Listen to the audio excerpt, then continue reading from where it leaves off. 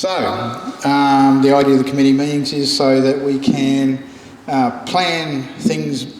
We're getting that busy that it's something which is very difficult to do a few phone calls or emails between the members that are involved in whatever the event is. So we decided if we do a committee meeting, and that's open to every single member, we don't want it to be secret business or anything like that, so we'll just put that in. Location to be arranged. In my mind, I'm thinking it'd be nice to go somewhere you can have a sit-down meal and quiet and have a chat, and you can start doing some club business at those sort of things. Every year, this AEVA and this branch get busier and busier. So I'm finding I've got very little spare time. I'm not going to stand for chair. I'm just going to be an ordinary committee member for the next 12 months, so I need a bit of a break. So we have Money in the Tin T-shirts, Google Group. Have I done it all? Oh, come on. Go back. Come on. Toilets, I did it. I got 4 out of 4. Okay, after all these years. Okay, so just the events that we have had a massive 12 months.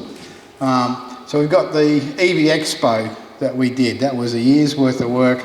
I've got to thank Simone, Les, Mike, hang on, who else was there? There was a whole heap of us. I'm trying to look around, but there was Gary, Jeff. There were so many people that stepped up to the plate. Yeah, and in a big way.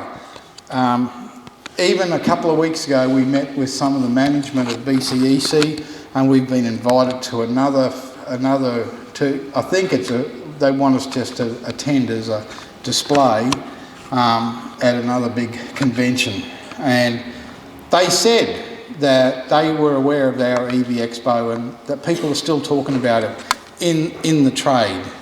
So it left a pretty big impression those 2 days on a lot of influential people. So that was something to be proud of. There was no way in the world I'm going to take a great part of that credit for what happened. The credit belongs to this group, particularly those people that stepped up. They did a magnificent job, and like these people that come and tell us what a great show that was. These are people that do shows for a living. They're professionals in that field, and we blew their socks off. So that was something to be pretty proud of. So the Logan Eco Action Festival, we do that every year. It's nice. It's an enjoyable day out. I think everybody that goes has a good time. We had a pretty good turn up. We haven't pushed for too many cars because we knew that we had a lot on this in the last 12 months, and we didn't want to flog the crew to death, so to speak. So that's why we sort of went with 2 cars here, 2 cars there, not too many. So it gives everybody a bit of a chance to be rested. South Australia, that's where Mike Arnott,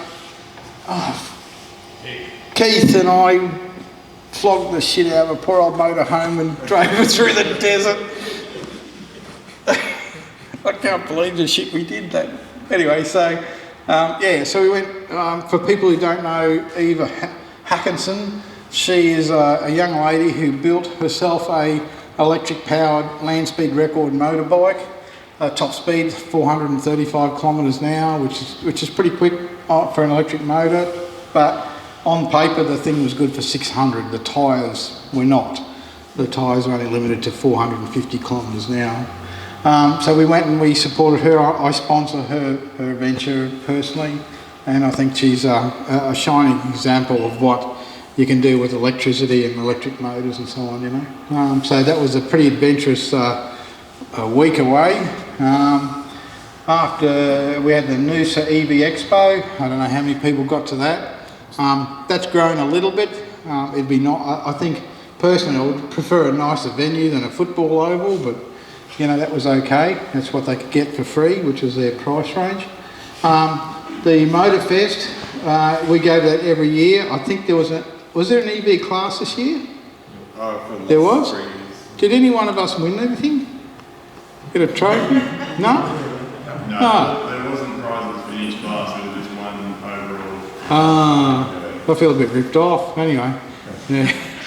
Anyway, so yeah, look, in all fairness, there's probably not enough EVs to make it worthwhile for them to do that sort of big awards or anything like that for us. Okay, Royal Society. Gary represented us finely at the Royal Society. It was actually like an ag fest. So the Royal Society is a scientific-based group. I think it's a prestigious group, or I believe it is. Yeah. And it was a bit of an honour to be invited to come along. They did ask for a donation, and that's fair enough because they're not wealthy either. And the show is based on agriculture in the future, which is pretty important, you know. So so I think our presence is appreciated, and I think these are the sort of things you do to form strategic alliances with other groups, and it's pretty important if we want to become more relevant as time goes on. We need to, like Tim was working with the state government, we made that strategic alliances with those sort of groups, and now we're on the EV Council, or is it the EV Committee now? Yeah, they've changed the name, but anyway, I mean, and that's an honour to be thought of, to be, as a group, be invited to be on those things. That's a state government committee. So it's important that we have a bit of an input at these things. If it doesn't take a lot of time and so on, it's a good thing to be involved in. The other thing is, how does that benefit each individual? How that benefits us is that had we not been a little bit of a force, who knows, maybe that supercharger highway might have been put off a year or two, and people have benefited from that, you know. So there are certain things, certain government departments actually ask us for opinions and stuff like that. And it's good to be able to have a bit of input so you can guide things that benefit this group. You know, and this group will grow. Next couple of years we'll probably fill this hall, no problem at all. After that, Inverell EV Expo. Simone and I went down, and that was another big trip with a trailer and bikes and things, and went down. It wasn't a huge show. It was a great weekend. There was a lot of things to see. It's a big museum. If you ever get to Inverell, go to their motor museum. It's fascinating. You could easily spend 3 or 4 hours inside there wandering around. I could, she couldn't. But it was good. We met a lot of country folk, understood. They gave them a bit of an understanding of what electric vehicles are about. They were very keen on the bikes and scooters and stuff like that. Inverell's very flat, so it suits electric push bikes. The only push bike shop they had there closed down due to some misadventure. I'm not sure what that was, but and so the people that invited us, they were considering to open another push bike shop but have electric bikes there. I'm not sure if anything ever went ahead with that. Chermside Green Heart Fair was another one, and Gary, who else went on to that one? Oh, that was me and you, wasn't it? Yeah, I think you turned up for a little while too, yeah. Green Heart, that's something we probably do pretty regular. Then the Workshop Rail Museum, not a big turnout. Talking to the organisers there, I think next year we'll probably try to start cranking things up for them because they have no idea, you know. So it's just a matter of we have the contacts now in this area. We've had a little bit of involvement with radio and media, so we've made that choice that next year, long before it comes up, we'll start banging the drum to getting some attention, get some people onto that. UQ Sustainability Day. Who went to that apart from me? That was Gary, John, and that's right, because they had the electric Sierra there. Yeah, that was in the middle of the University of St Lucia. That's an eye opener. All day long, it was fairly nauseous because there was people everywhere all day long. Not necessarily looking at the cars, but just so many people. It was crazy, but we had a lot of interest. Uni students are astute, they're bright, they see something, they're switched on to new technology, they're very excited about it. So I think that was a worthwhile thing. I would think that we probably signed up a few members on the day. The EV cruise. John, I'll call you up later, have a bit of a rundown on that. I believe you got some video. Yeah?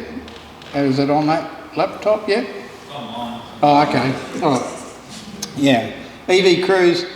John was initially a bit worried about the number of people that may or may not turn up, and I think that was all that was all laid to rest. There was plenty of people turned up. I got excited. I saw a couple of motorbikes turn up from this club, and I didn't even know we had motorbikes in the club. But anyway, so we had motorbikes and all sorts of cars turn up. So that was a pretty impressive a day. I hope that John puts on many more of those. I think they're great. We were talking earlier on, and he's talking about different locations, and I think that makes a lot of sense too. And then the last one recently was the Green Heart Fair at Carindale, and I didn't go to that. You did that one? With Gary. Gary's a hard working guy, isn't he? He does a lot. Yeah. All right. So, having said that, if you want to be involved, and I hope people do, just step up. Just let us know, hey, I don't mind doing a show. We send the thing out. You know, we sort of, everybody needs a bit of a break.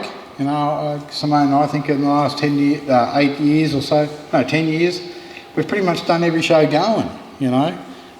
So, you know, other people, I mean, Jeff does his sausage sizzles, and they were great for a while, you know, maybe we might resume those, I don't know. But, yeah, so that's what it's all about.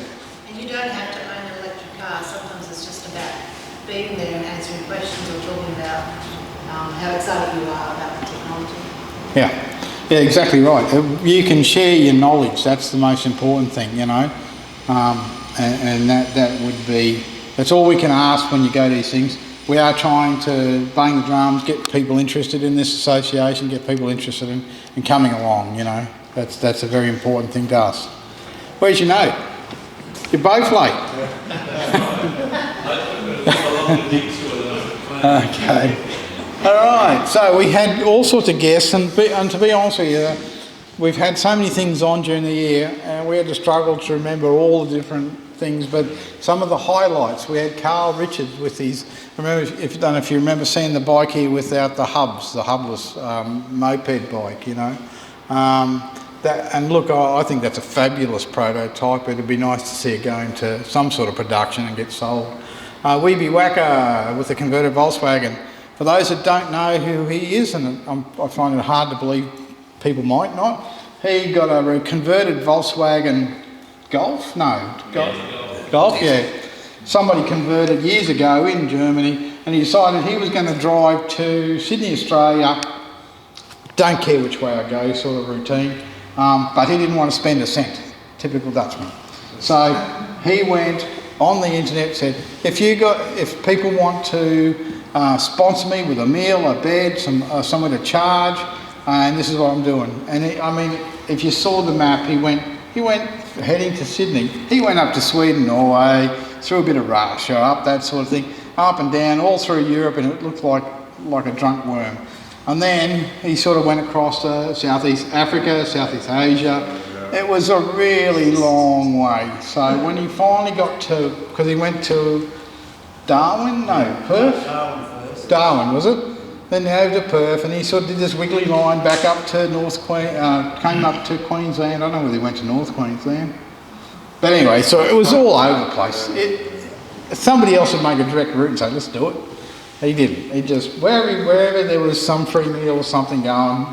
So I think he extended it out. When he arrived here in Brisbane, it was the 1,000th day that he'd been on the road when he got here. 1,000 days, never spent a cracker, never earned a cracker, and drove his car all the way from there. I mean, I was happy to give him a free service on it. So he drove the car all the way here, and he ended up in Sydney some 80 days later, I think, or something like that. Did anyone know? It was a few months later, he ended up in Sydney. That was the end of the thing. And, you know, like, I don't understand him, because he was literally shagged. You know, he was physically stuffed, and he was talking about, now maybe I might go around the world with the car. So obviously this has become a lifestyle choice. It's not my lifestyle choice, you know. But anyway, so that's what he decided to do. So that was an interesting, we had him here. What was also interesting is we had the MP, Mark Bailey, turn up, camera crew, blah, blah, blah. So it all became a pretty big day when we had him here for the day. We had the tuk-tuk The day before, yes, we had the University of Melbourne? No, somewhere down that way. I can't remember, it's terrible, isn't it? Anyway, so they did a solar-powered tuk-tuk that they drove from Melbourne up to Cairns. Yeah. And they're an interesting bunch of young people. I mean, the tuk-tuk was electrical along, it wasn't conversion. They sort of upgraded and put solar panels on. And they had all sorts of misadventures, sort of. Tuk-tuks aren't really designed for Queensland roads or that distance or highway. They're sort of meant to start around dodgy little streets in some Pakistani town. But anyway, so they did this and they went all the way up to Cairns. I believe they now are doing crossing Southeast Asia or something. Does anyone follow them? No? Yeah, I believe they're in Southeast Asia somewhere. They're doing this other big long run through the continent there. Simon Bartlett, Evolution Ignite. I'm trying to remember what that was. Oh, the Charger. Is Simon here tonight? No? Okay. Yeah, so they're doing a range of, are they tritium chargers?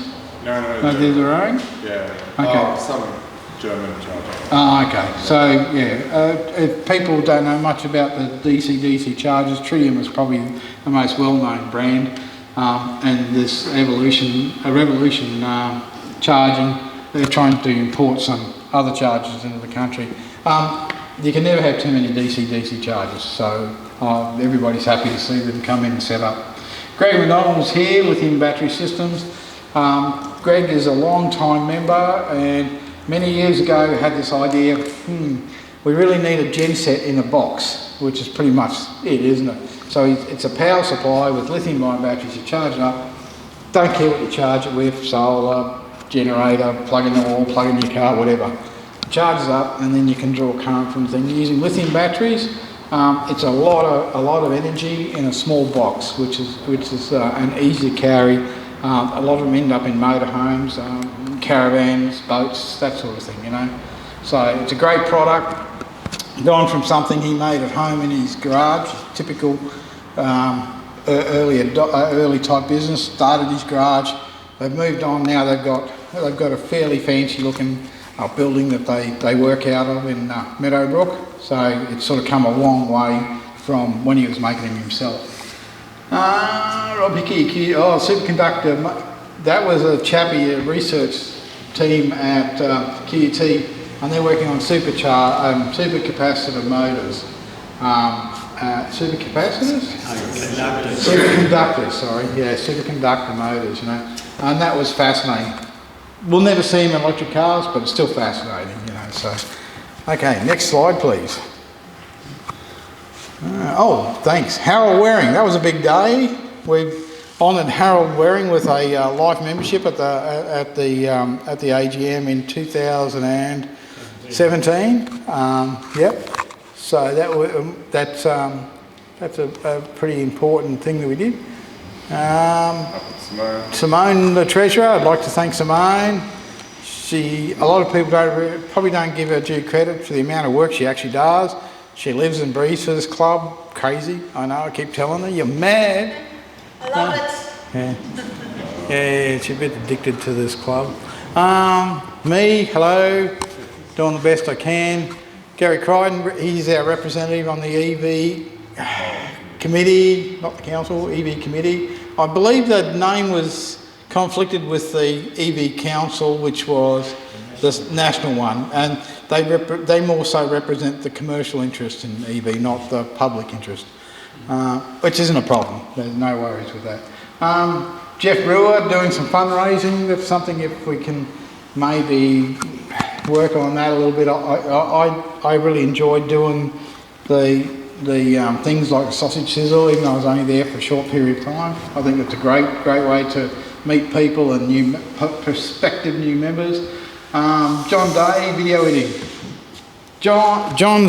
What John does is massive. If you saw the amount of data that we had from the EV Expo, I think it's 18 hours of video footage. Is that about right?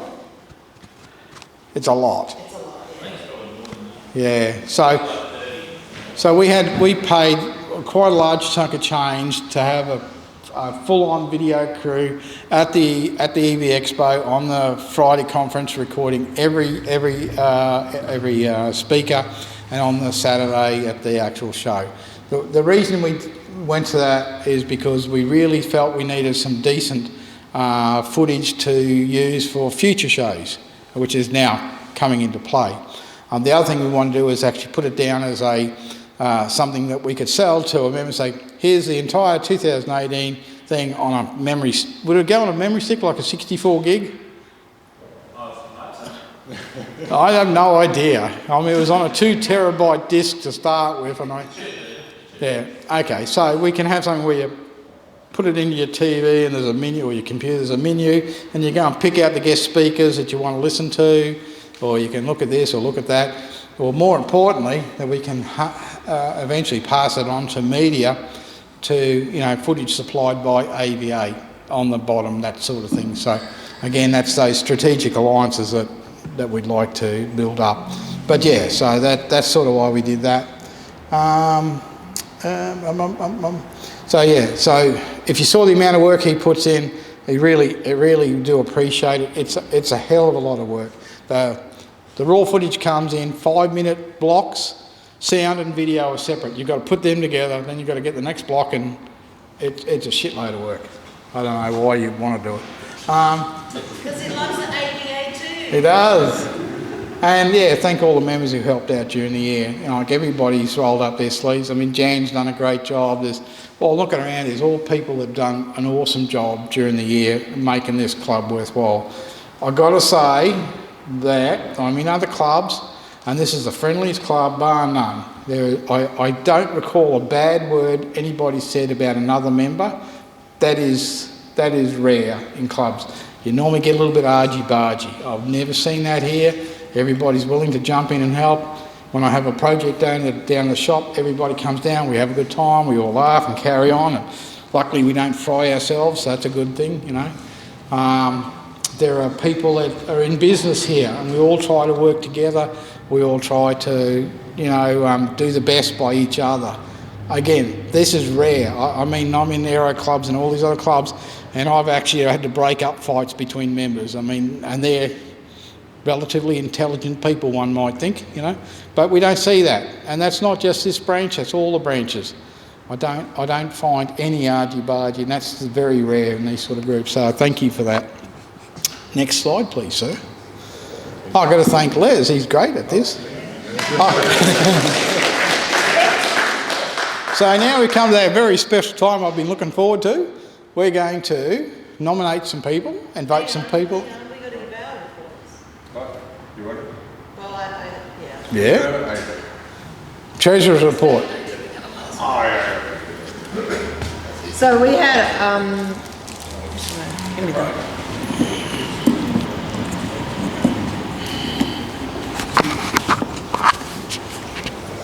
Hi everyone.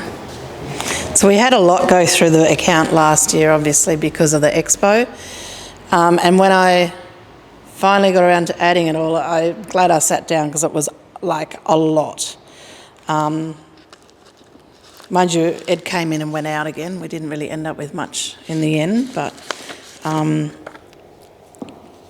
will tell you the figures. So total deposits for last financial year was $117,401. Yeah, I know, right? Total withdrawals, however, were $124,521. We did start off with $8,000 or something in the account, so it all did work out. We ended up with about $1,756, so $1,756 as the ending balance, which since then it went down because we actually bought those pull-up banners and table runners because we wanted to look a bit more professional when we did our shows. So yeah, there's all the paperwork's here. Anyone who wants to have a look, you're welcome to.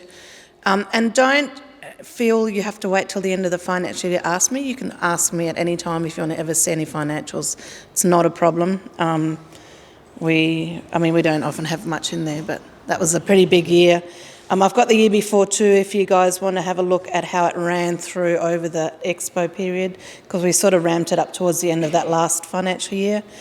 But yeah, good year. We had a great expo because we had some active people helping us to get sponsors and stall holders and that. So that was really, really helpful. And I did, if you're not in the Google group, you probably haven't got that email, but I did call out for some helpers, and some people have said that they would help us in regards to maybe ring some people for our Sydney Expo, just because we're getting quite close and we haven't, some people have confirmed early on that they'd be there and haven't now been able to be contacted. So there's just a couple of little things that I just need some help with. So if you haven't replied or you do still want to help, let me know and I will grab your details to give you a bit of a job that I can delegate to you. So, and that's really it for me. I cheated, I make it good. Les cheated. Les was a good secretary and delegated to the boss. Okay.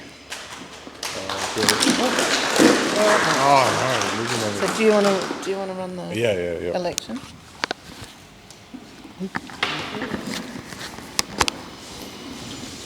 Hey, all committee members now have to leave their positions and then it's open for voting. So anyone who's a paid member from the national branch can vote. So we've got the 3 positions. So treasurer is mainly the accounting. Chair convener is, it's not you don't have to do everything yourself, but people will help you come up with ideas for what to show each month and invite people to come and help out. So if you want to do that, it'd be really good. And secretary, what I've been doing is more of so we have an email and we're on a phone. So sometimes people will call you or people will send emails through asking for information or just telling you about things. So like events upcoming or inviting you or asking for comment. So there's a lot of that. Sometimes you also get people like reporters who will ring up and then you can find the appropriate person in the group and then they can go and speak to them. And also we've got special committee members. So we like to have some people, we don't always know what the committees will be, but we usually just have a few people that jump on the special committee just to help out when something pops up. So which one do you want to do first? So can I, so I'll just do a bit of a pre, and again, those people who were on the Google group saw what I sort of had a bit of a write about. Some of the things that we've thought might be really great to have for this next coming year is that this week is actually Drive Electric Week nationally. And Graham and I, and I think Les too, we sort of thought it'd be nice to do an event for that week next year to get some test drives happening at somewhere like Mount Cotton. So, I mean, if we're all voted out and you don't want to do it, that's fine. If some of us are in or on the main committee, then, you know, it'd be great to be able to maybe bring that into fruition. I'm eager. But so if you're on the committee, you can help out. You don't have to. You can also help out if you're not on the committee. So we're, like Graham said, we're a pretty friendly group, and sometimes people step up even though they're not on a committee position at all. It's probably more a formal thing in regards to how the national run, as to that we do have people in those positions, just to give us more of a say, more than anything. But yeah, I mean, there are a few things that I think we want to run.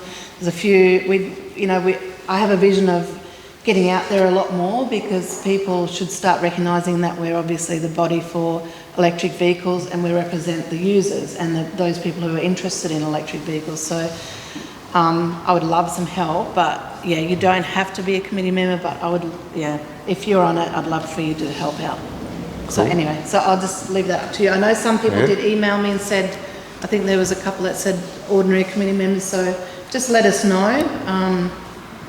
Nobody's going to hold it against you. If you want to step up, that's absolutely no problem. Cool.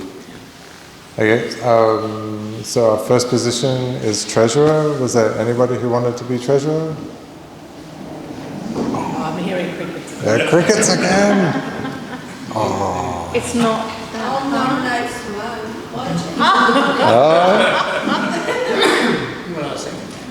Oh, second it? Oh, there we go. I'm happy to accept if nobody else wants to do it, it's no problem. Okay. Okay, done.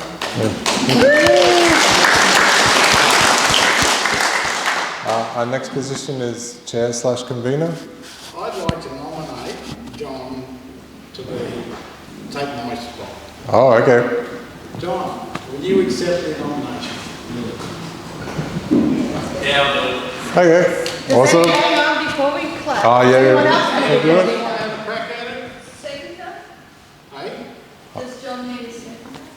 Oh, yeah. We need to, I'll second it. Oh, no, I can't second it. Yeah, I'll second it. That's all right. Yeah. Does anyone else want to be chair? It's a great position. I'm trying to give it away. Is chair action up to the next guy? Cool. Okay, cool. Oh, thanks, John. And, does anybody want to be secretary? So it's not too much work. Like, you get to speak to a lot of people and lots of emails. But I've done it for 2 years in a row. You have to nominate again. Sorry? Oh, I'll nominate you, Les. Yeah. Okay. If no one else wants to do it? I know, so there's a rule that says that if you've done it 1 year, you don't have to nominate, you can just do it again the next year if nobody wants to do it. But since it's the end of the second year, yeah. Okay, so nobody else wants to do secretary? Oh, someone got a second? Yeah. Okay, cool. Alrighty, I'll do it then. Cool. And special committee members. So was there any people who wanted to be on special committees? Yeah, I'll be there to get it. So I think Chris said we can have 3. 3. Oh, okay. So we can have up to 3 if anybody would. Okay. And go. Oh, Gary. Oh, awesome. Okay, there's 3. Yeah, done. And yourself? Yep. Yeah, you can have up to 3 or more. I think we Up. well, officially 3, but Oh, it's up to Yeah. you. I don't care. yeah, I can't. It's probably a percentage of membership, I'm not sure. Yeah. So Okay. can you, that want to be part of that, just come and see me, then I'll make a note of your name and email address as well. Okay, cool. Oh, that's it. That's it. So we'll just Did close. you get those names? Oh, yeah, we'll grab them at the end. Yeah. Right, sure. Okay. So we'll close that then. Just for future events, so Adelaide's having the solar challenge. So the cars are driving down, I think from Darwin down to Adelaide. So they're going to have an event for when they all arrive. But I'm not too sure on all the details yet. I'm still getting some more. So when I do, I'll send them out on the Google group. I know some of the people go to visit.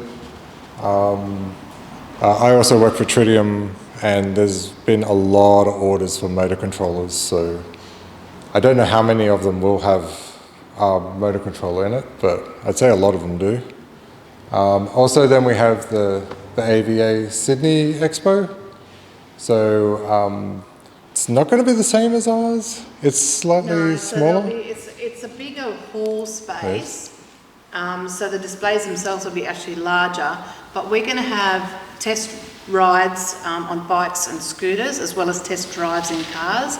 And that's actually, the bikes and scooters are internal, so whether it rains or not doesn't really matter. So they'll actually have a test track inside because it's big enough.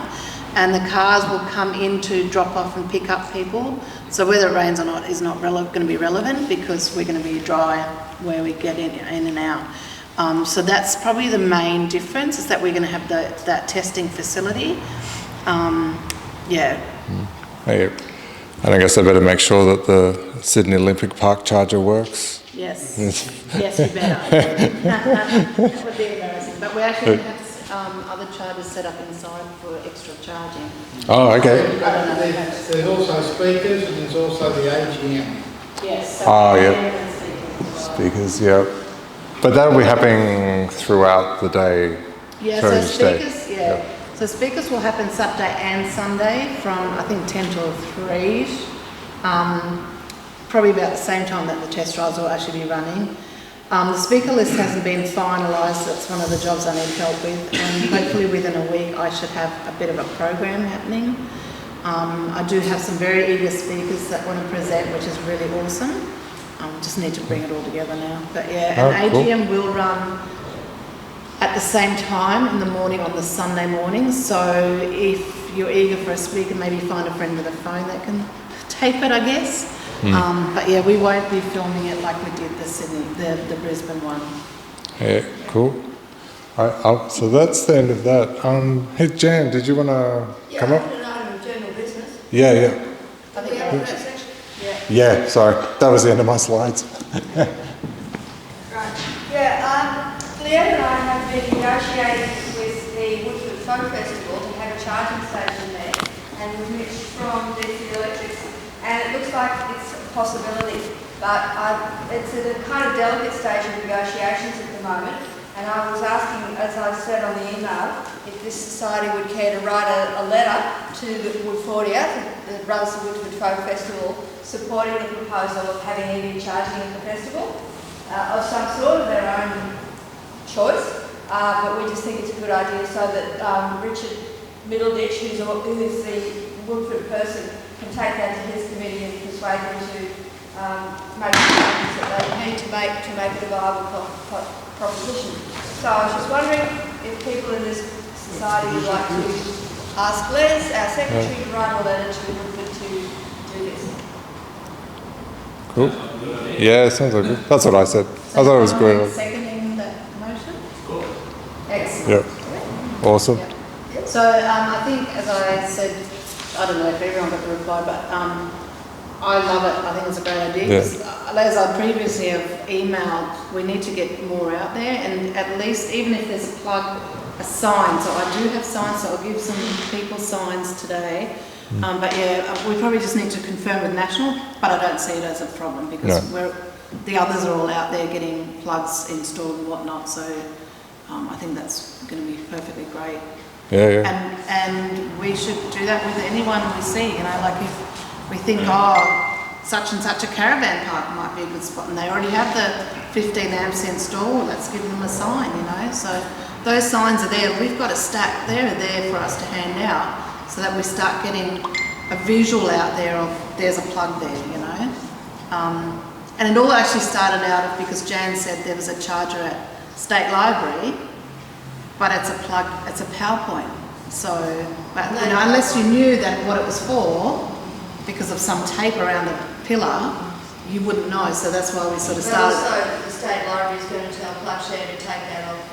Is that right? Don't know. I think maybe our secretary should write to them. Anyway, we can work on them as well. Cool. Being the State Library, we should also give them a copy of our videos for our expo last year. So, Oh, awesome. Yeah. So, sorry. No, that's all Butting all the cool. time. No, that's fine. That's cool. Oh, no, that's fine. All right, so we'll have to get to do up a draft and then get you to check it. Okay, thanks. Thanks, Jan. Thanks.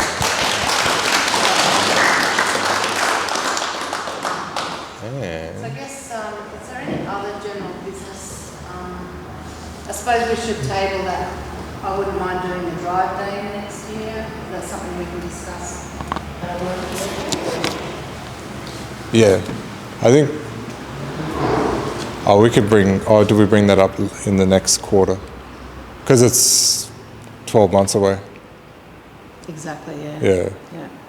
So I think, we'll bring that up in the next quarter. Okay, yeah. Because then we'll have to do some plans. And, Cool. Yeah. So if anyone wants to be involved in anything like that, we'll probably do similar to the EV Expo where we'll have meetings, as Graham said, off week from our normal meetings, just so we have more contact with people who are helping out, and just to get the ball rolling. So we'll. Yeah, but that doesn't have to be just for that event. No. It's a committee meeting, and any member that's got an interest can come along. Yeah. I think that would work. So it would be a working thing, but it'll also be looking at the general business of the branch and so on, you know, without getting too into official bullshit.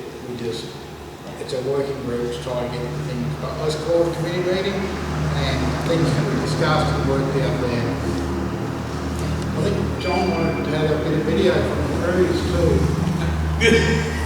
I think John's cruise thing was an awesome event. I think it went off way better than even he expected. I didn't expect expect it to be as good as it was. And it sort of brought in new faces that we've not seen before, so that was probably one of the more important things, you know. Which video was it? By the way, welcome.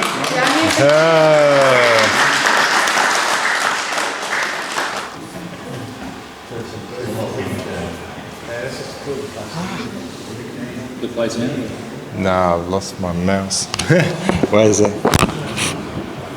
Give me a mouse. Alright, I put a bunch of cheesy music on there anyway, so I may as well just vocalise what happened. But we ended up having 20 electric cars and 2 electric motorbikes, and so that was a pretty good turnout. Unfortunately, some of the Tesla guys had organised a run on the same day, so we only had 1 Model S come, but for future events we'll probably have Teslas come along as well. So this is just at Toombul, and we drove out to Mount Nebo. It was a bit unexpected that, well, I didn't expect it, but I had to be out the front because people didn't want to lead and get lost and all that type of stuff. But then I think with the sets of traffic lights, we kind of got split up, but we were pulling over and waiting for everyone, so it kind of worked out all right. And we went to West Ridge Outlook, and it's really nice out there actually. And then we came back into Sanford via Mount Glorious Road, and that's, if you've got an EV, go for a drive along there, because some really nice regen on the way back down the hill. So we stopped at West Ridge Outlook, and the drive back to Sanford, or Sanford Village, is where we caught back up. I've got a little app on my phone, and it said I actually made 140 watts in 17 kilometres, so that was pretty surprising. So good for the Kona, good efficiency. But there's all the cars. There's one of the motorbikes. I was driving, so I had my wife and my son doing some of the video work. Were the motorbikes AEVA nibbles? Or were they from another group? One was at the workshops. One was at the workshops, the ZZR, the conversion, and the other one was a Zero from a few years ago. I believe they're bringing back a Zero in the not too distant future, but motorbikes aren't my specialty, so. Yeah, and just while this is playing, I am interested in organising future events, and I did note that when I had the meeting just before we actually went on the day, because it was only like 3 days before something we went on the trip, it seemed like a lot of, because I contacted probably 100 people, and to get 20 cars was pretty good. So, but it seemed like a fair few people, including people here, had lower range vehicles and felt that it was probably a bit problematic driving to Toombul, having to charge, then driving, maybe not making it, and then having to drive back.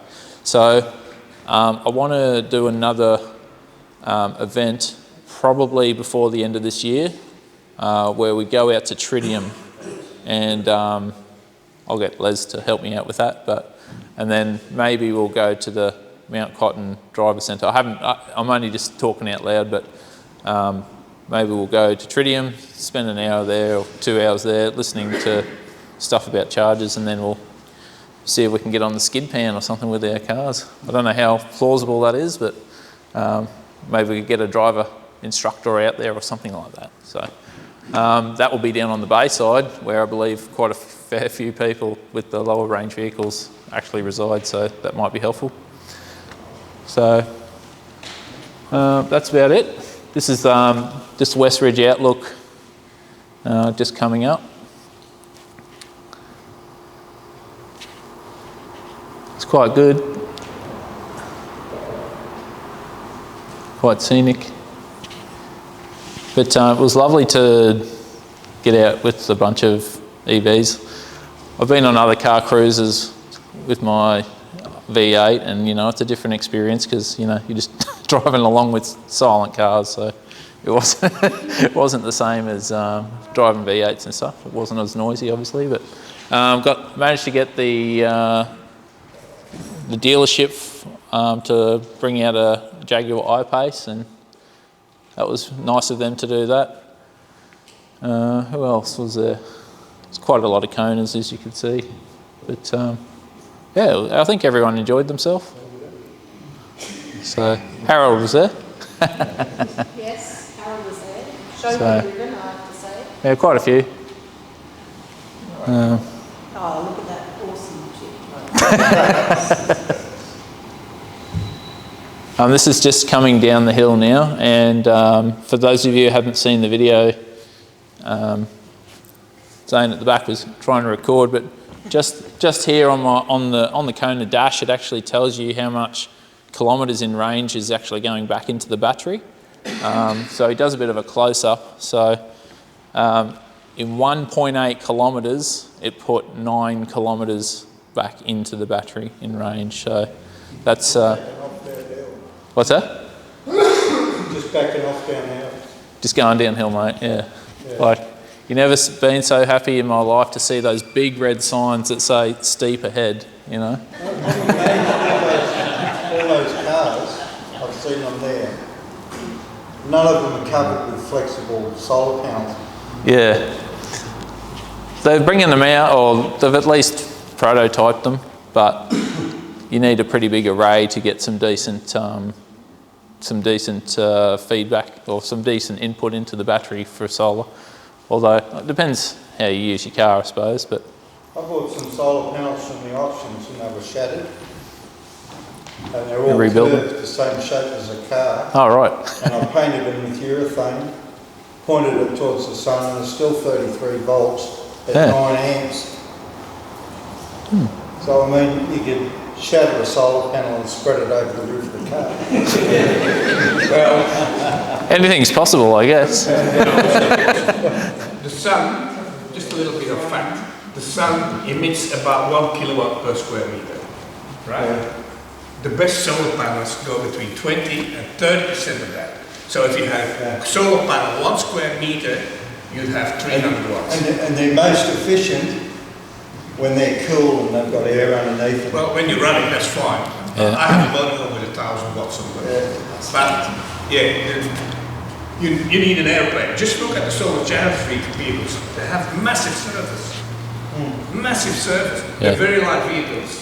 Yeah. Because you need that much. They probably run on 2 kilowatts or something. I don't want to be negative about it, but like you need a large array to make it worthwhile, and the large array is bigger than the car, right? So There's it's all kinds of things, like air tunnels through the door, frames with alternators in there with propellers. but potentially if they make Has anybody here tried? potentially though. Yes. There's a guy with the leaf. There's a guy with the leaf that has equipped the leaf with solar panels on the bonnet, on the roof, on the back. Yeah. And in the end, he put in about 600 watts. There's the Lightyear 1. The Lightyear 1 is a car that has been developed that is from the racing that they do from, I think it's Darwin to Adelaide, isn't it? The Solar Challenge. And it looks like, you can see it's got the genesis of those solar cars. And it has a solar panel all the way across the bonnet and across the roof. It doesn't even have a rear window. And it has a camera where your rear vision mirror is, so you can see out the back. But yeah, look, I don't know, technology changes, and they might invent solar paint, and every car might have solar paint. Who knows? So, and the efficiency will go up and up and up over time. And so. Yeah. See, with an excited rotor, you can have no drag at all until you put your foot in the brakes, and then it loads up the rotor and dumps a whole heap of current back into the battery. Yeah. Well, I think some of us would probably agree at the moment we're not quite there. But yeah, anyway, back to this. This was the day, and that's just me talking. So. Anyone seen this guy? All right.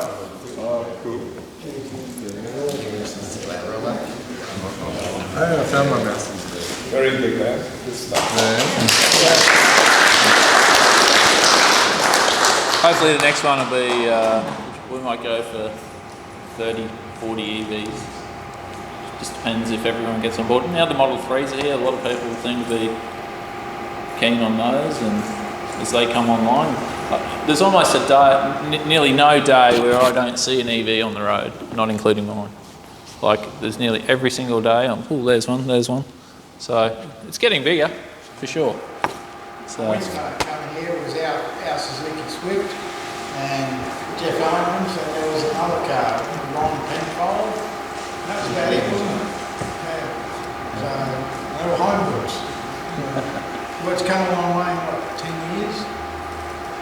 Look at that, 10 years I think. And we were driving electric cars that were homebrewed. There was no. Yeah, there's not. It was amazing a few years later you start looking at the car park and there's Teslas and all sorts of things out there and you go, wow, things have changed pretty quickly. And thank you for those that want me to be your convener. And I'd just like to, can we just have a round of applause for Graham and the effort that he's put in. Like I'm relatively new, I've probably been here 6 months now, but Graham's always, it's been fantastic. I love these things. So I'm happy to help and organise events, and if any of you ever got any questions, come and ask. I'm pretty keen for EVs, as you might have worked out. So going to Warwick tomorrow, they're opening the charger down there, so go and look at that. They're opening another one at White Horse Road in about a month's time. Wild Horse Road. Who's that? Go EV.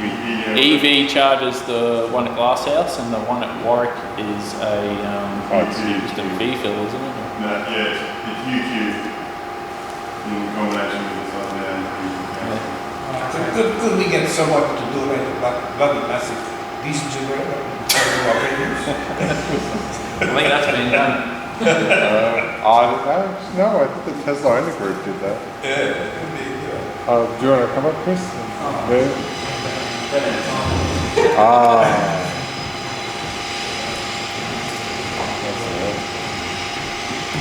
Hi everyone, my name's Chris. I've got this car here, so I've owned it for about 16 months, and I recently went on a holiday, so everyone wanted to sort of hear about that event. So I've just got some notes here, and you're right to hit the button? So I did some research on what to do with my car while I left it here, because I was going to New Zealand for basically 2 weeks, 16 days. I ended up leaving it on 78% battery, and just I didn't obviously leave it plugged in, so let the car sit in my garage. It probably hadn't had a day off since I bought it. Next slide. So when we went to New Zealand, we had a fair few options on EV rentals over there, which is really good. You don't really see that too much locally. So we went with the Ioniq. And next. Sorry, this one's a bit small, but you can probably see a few EVs there. This was at the Expo. So the day after I got in there at Auckland, they had their, I suppose, equivalent to what we had last year. So a nice big expo where they let people come along and sort of see displays and that sort of thing. And this is just in the car park. So this is the public's cars. So I don't know if you can see, but there's a lot of cars lined up there, and they're all EVs. So quite a few cars seen that day. So this is a leaf that they chopped in half so that we could have a look on the inside of it. And next photo. So big businesses are getting into EVs over there, which is quite exciting. So Countdown is sort of like Woolworths. You can probably tell their logo's identical. So they're delivery trucks that go out to the homes are being converted over to EVs. Next photo. Full electric, yeah. Yeah, so SEA Electric in Melbourne do some of these trucks here. So it may actually be one of their trucks. Yeah, it is. It should have made it. Cool. That's pretty cool. They've been selling something to New Zealand for a change. This is another Leaf, so they've got the sort of the whole motor there exposed, no body at all, and then the battery at the back of it there, so it was really interesting to see that with the charge port. There's a lot more options over there that don't exist. Sorry. So Volkswagen's been selling over there for quite a while, so they've got the e-Golf, which obviously isn't available over here yet. Next photo is John's battery. He was kind enough to donate that for the day. It's a Kona 64 kilowatt battery sitting up on its side, so you can sort of see. I was personally a little bit surprised at how small it was. What type of battery is it? I'm not sure. John probably knows more about that than me. What's the question? What type of battery is it? What chemistry? Yeah. I think it's nickel, manganese, cobalt, I believe. Is that right? Next photo, there's. So Courier Post is sort of like Australia Post over there, I believe.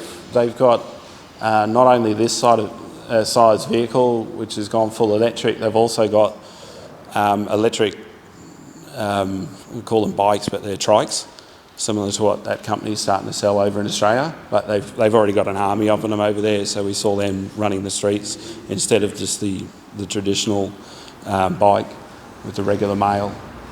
No more, stop. So over there it was really interesting because over in Australia, we can do 200, 300 Ks and only really, see a couple of EVs on a single day.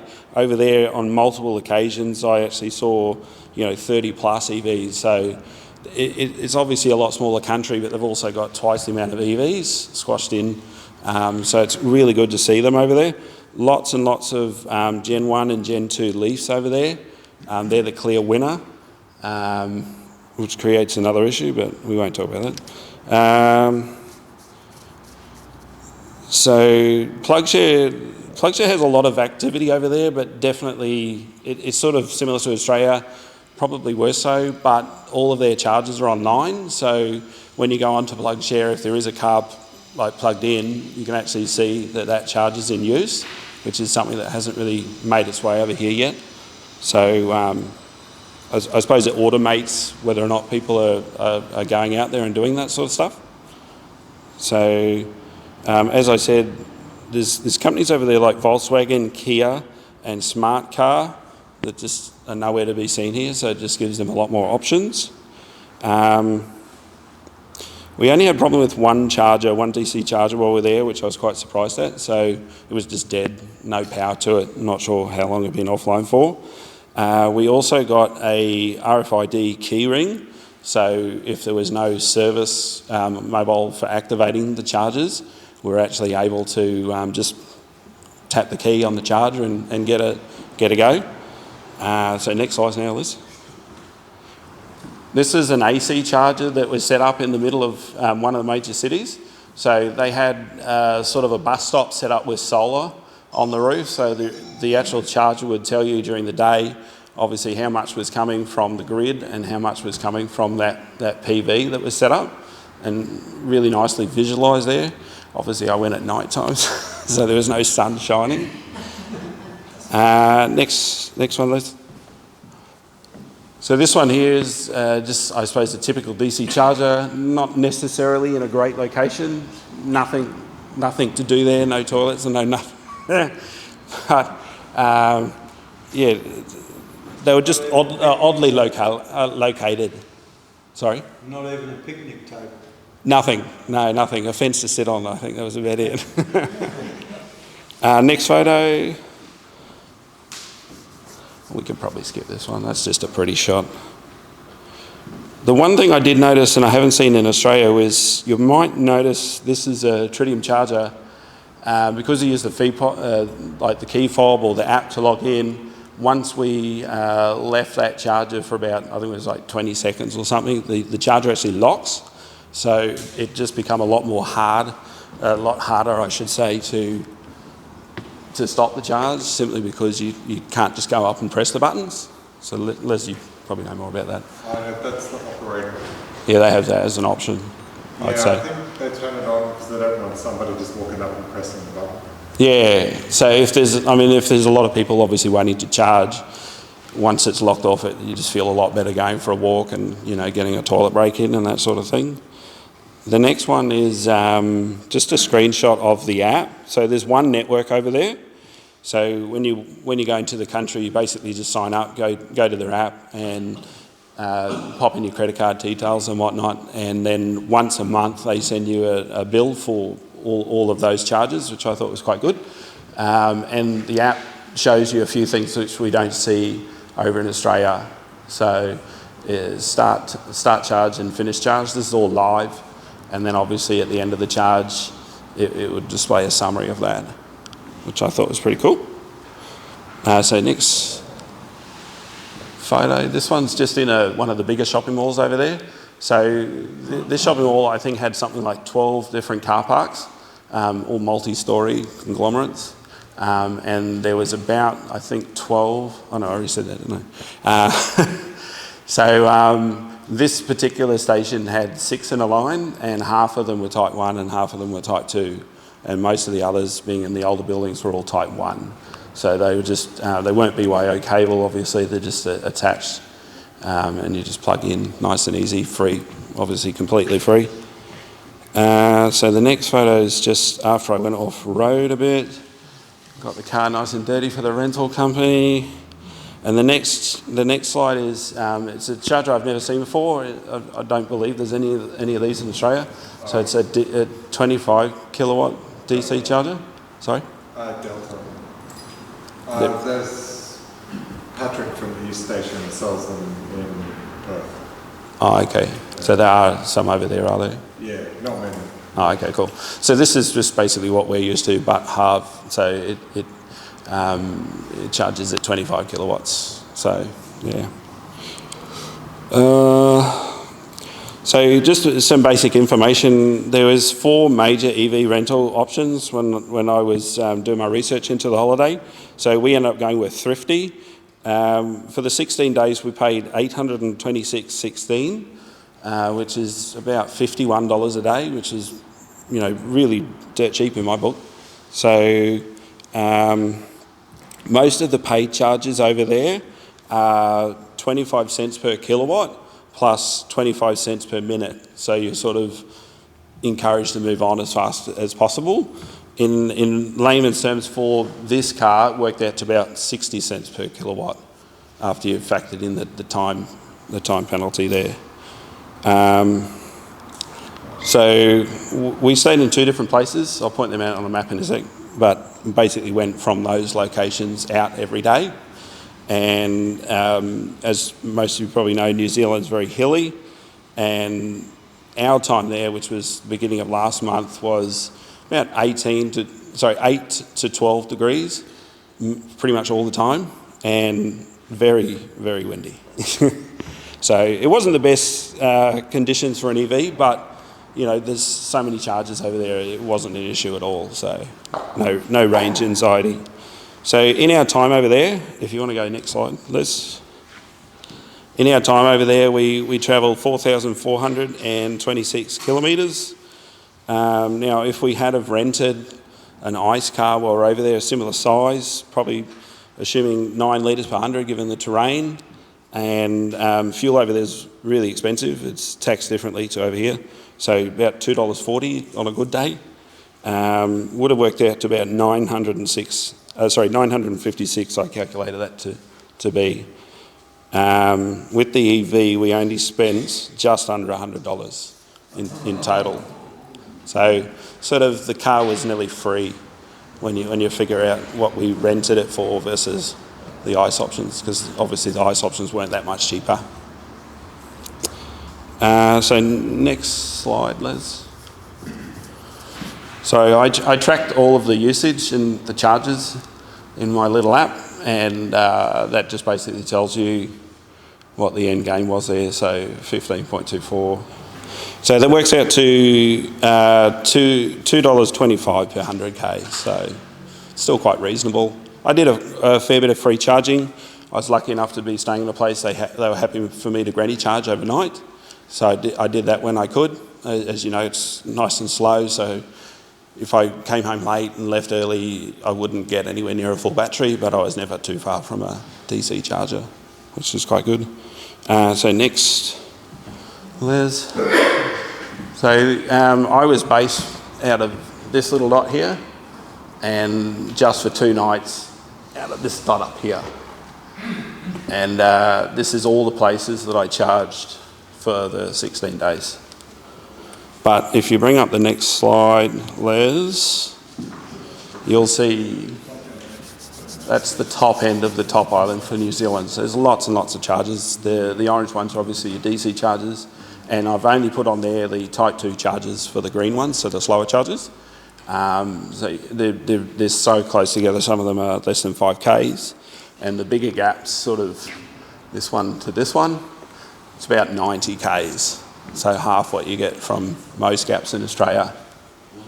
At the moment, most of their sites are paid, but through the middle here and a couple in Auckland themselves are free. So there's just sort of running brand new networks, like power companies are getting involved, and they're basically just running promos similar to what they're doing in Queensland.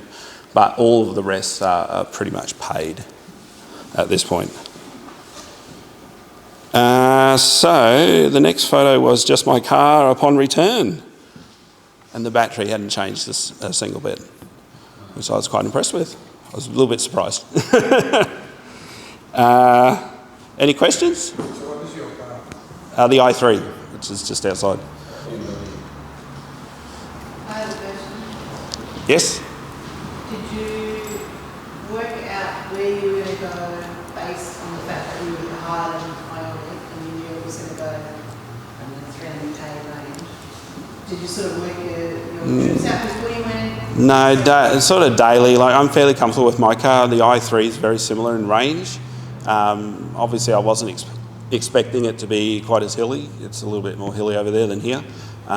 So yeah, not a huge thing. But yeah, when you get over there, the first time you basically drive past a DC charger and then another DC charger and another DC charger, and then you have to charge. Like over here, it's, you know, for the i3, you nearly have to plug into every single one.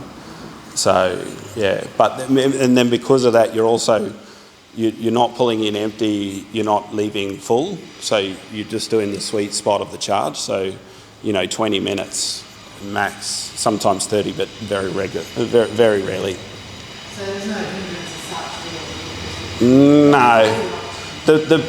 The biggest problem over there is the free charges are sort of being hogged by the slower vehicles, the Leafs.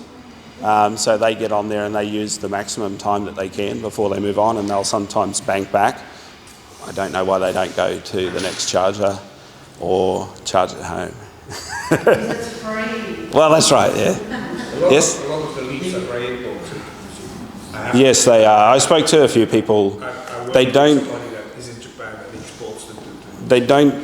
A lot of the original ones don't charge at the full 50 kilowatts either, so they'll stay there for their allotted time and only get a fraction of what, you know, our car could have got. What's the supposed range of an Ionic? Well, they advertise, I think, 220, but over there it's realistically more like 180, especially with the terrain and the temperatures. Yeah. Yes, sir? Do you know why there's such a better uptake of vehicles in New Zealand compared to here? Is there government grants or rebates? They haven't got, from what I could understand from the locals, they haven't got government grants yet, but their fuel is very expensive, which sort of helps people look at other things. So they have a huge amount of like Priuses and hybrids because of that, and obviously the next step is EV, but they are looking at it, I believe, from what I heard. So yeah, but... And they don't have the same restrictive imports on grey. They can bring a lot more second-hand cars from Japan.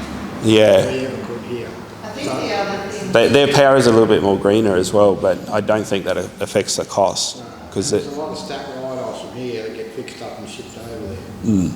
There was in Tasmania when we went there for our AEVA Expo in Tasmania, whatever it was, 3 years ago. We actually had a couple out that had built the charging network.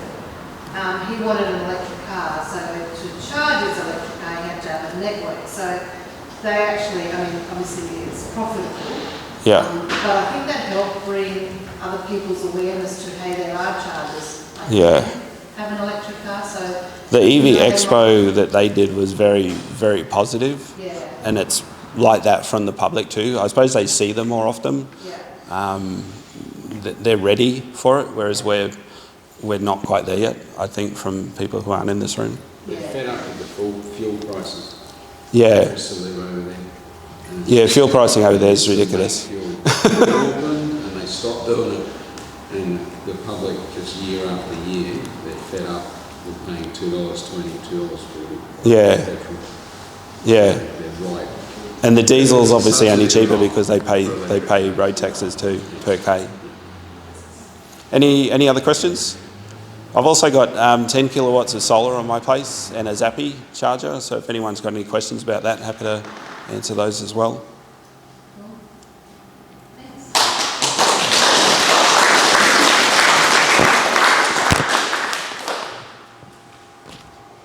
Thanks. Oh, is there anything else?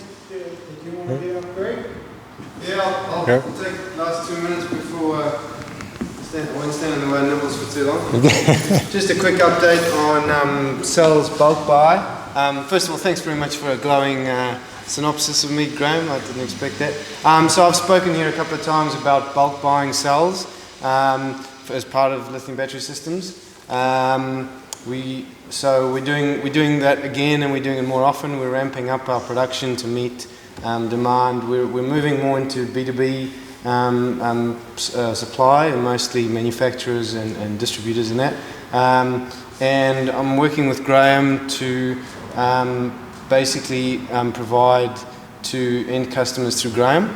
So we'll still be doing the bulk buys, but if you wanted cells to use for your EV or any other application, chat to Graham about getting those cells. We're still doing the same 50 amp hour cells, which I've shown here before, and we've also got a new 100 amp hour cell, which is the same price per amp hour, but per amp hour it's about a third smaller in volume, and it's also nearly a third lighter.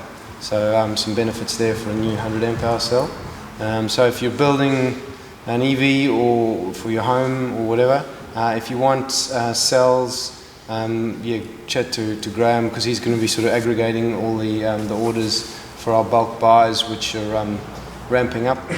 We've got about 5 pallets on the water at the moment. We're about to do another one in the next couple of weeks. We realise we need for the lead up to Christmas, which will be the 50 amp hour cells.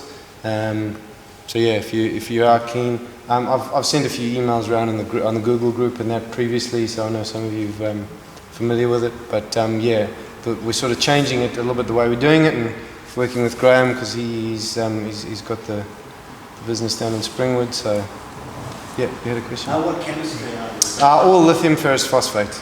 So the batteries we make are 12, 24 and 48 volts. And lithium ferrous phosphate is a very good match with 12 volt lead acid battery. You can pretty much use the same inverters, the same chargers, same solar panels, etc. So we exclusively use lithium ferrous phosphate, and that's the cells we'll be bringing in.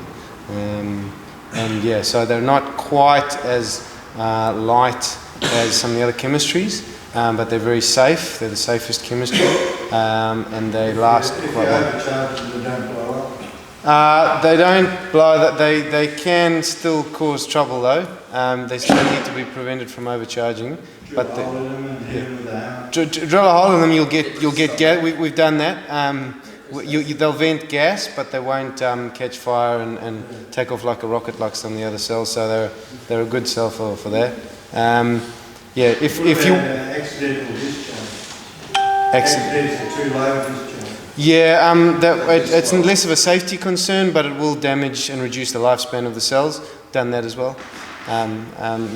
So that's where the BMS comes in. That's why I was looking at lithium ion phosphate. Yeah, Because you can accidentally discharge them to zero and they'll come straight back up. I'm not sure about that, but if you say so. I've looked at Titanate batteries. They're good for very fast charging, but they're quite heavy. We looked at that for a project a couple of years ago. I think 25 kilowatt, 25 amp hour cell, 2 volt cell weighs about a kilo. Yeah, they're heavier than other ones, so they've got their applications, but yeah, they're very good for very fast charging, but niche man. Their power's not real, it's more linear rather than. Yeah, look, there are lots of different chemistry, and they've all got benefits, but LFPs will. As they lose current, they lose amplitude as well. Yeah. Any other questions, or I'll get out the way of Nicholas? Cool. Thank you, guys. Thanks, Dave. I'll draw it to a close. Yes, so if it's your first time here, come and say hello, get added to the Google group. We're all a friendly bunch, like Graham said. We've even got a visitor from way north of Brisbane today that might talk to you about towing a trailer on using an electric car. So I won't point him out right now because I might be embarrassed. But anyway, so yeah, have a chat, meet everyone, say hello. If you want signs, come and see me and I'll give you some. Cool. That's it. Right, thanks. Thanks, everyone. Nibbles, thanks.